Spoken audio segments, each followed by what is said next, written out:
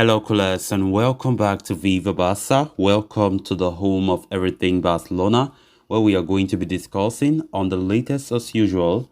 We start with Pablo Torre, who currently plays for the Barça B side. It has been reported that the Barcelona youngster refuses to play with the reserves.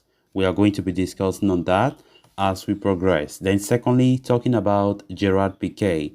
It has been reported that the Barcelona veteran did attempt to buy one of the club economic levers during the summer, but it didn't work out. Of course, Barca sold their economic levers to other companies. We're also going to be discussing on that. So guys, as we get right into it in much detail, if you haven't subscribed to the channel, please make sure to subscribe. Turn on the post bell notification to always stay notified whenever I post a new video. Give the video a like and please watch it right up to the very end. In an intriguing development, Barcelona youngster Pablo Torre is refusing to play with the club's reserves and has not participated in a single training session with the subsidiaries, according to Sport. Torre joined Barcelona only this past summer, arriving from lower league side Racing Santander. The teenage midfielder is one of the most highly rated prospects in Spain and was also on the radars of Real Madrid. But Barca beat Los Blancos to the attacking midfielder signing thanks to the intervention of manager Xavi Hernandez. Upon arrival, it was expected that Torre would train with the first team, but his minutes would be regulated due to the competition for places. So it was always likely that he was going to play for Barca Athletic. Torre was even registered as part of the B team and not the senior team. However, as per the report, the 19-year-old is refusing to play for Rafael Marquez's side as he sees it as a step down. The midfielder has helped Racing Santander earn promotion to the La Liga 2 from RFEF Primera Division and does not want to end up playing in the same competition with Barca Athletic. Torre was linked with a loan exit in the summer, with manager Xavi believed to have been open to such an option. Racing Santander were themselves keen on signing him and even offered to pay 40% of his wages, which they further raised to 60%. However, as per the report, Barcelona director Matteo Alemany blocked the deal. Now, with Torre unwilling to play with the reserves and there being little scope for first-team action, he could see very few minutes of game time in the coming months. It could prompt Barcelona to consider sending him out on loan in January, so it will be interesting to see how the situation develops in the coming weeks. Pablo Torre was signed, you can remember he was signed this summer, one of the 8 players that Barca did sign. And to be honest, I'm surprised that he's refusing to play for the B team.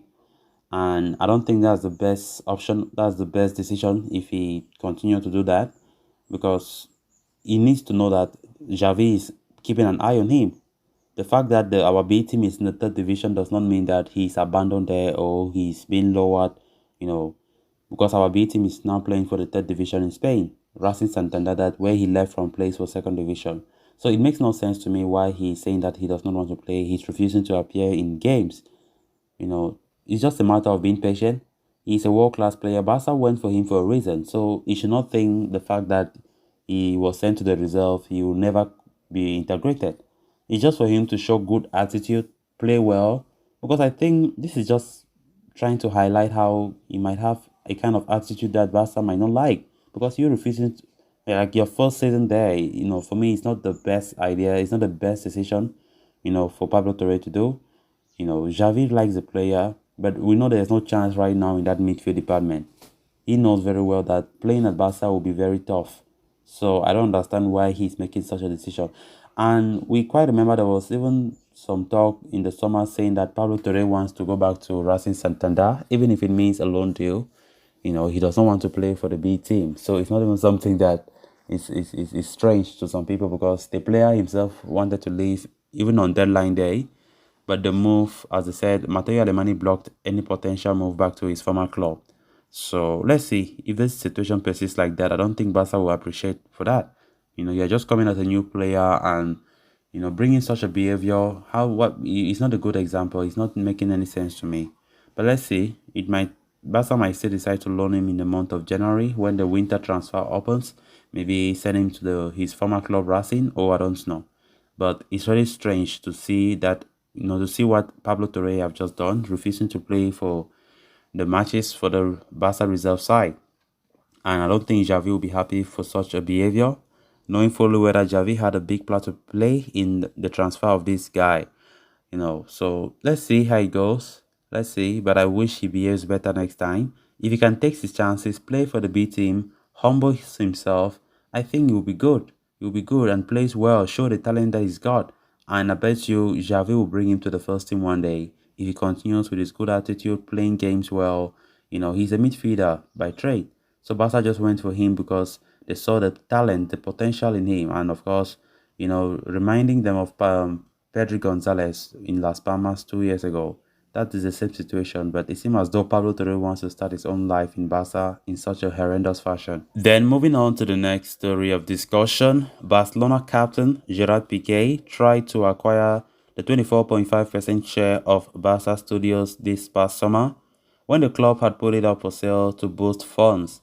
This claims comes from journalist Joan Fontes, who states that the veteran defender asked President Joan Laporta if he could purchase the share that had been made available as part of the club's plans to activate economic levers.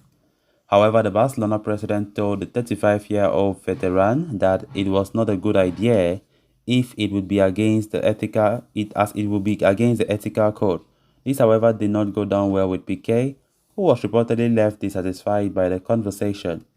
Previous reports have even indicated that this might have been a reason behind the veteran superstar's negotiations to reduce his salary broken down. It is no secret that Barcelona entered the summer market in a precarious financial situation and had to rely on so-called economic levers to bail them out.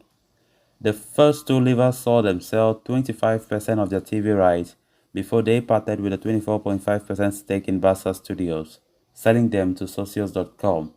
The Blaugrana sanctioned the sale of another 24.5% stake in Barca Studios to a company named UFOS Media, managed by Joami Roretz, in August after Laporta denied Piqué the chance to purchase it himself. The economic levers that were being activated during the transfer period, as we know, helped a lot to bring in the necessary funds to sign the much needed players in order to strengthen our team.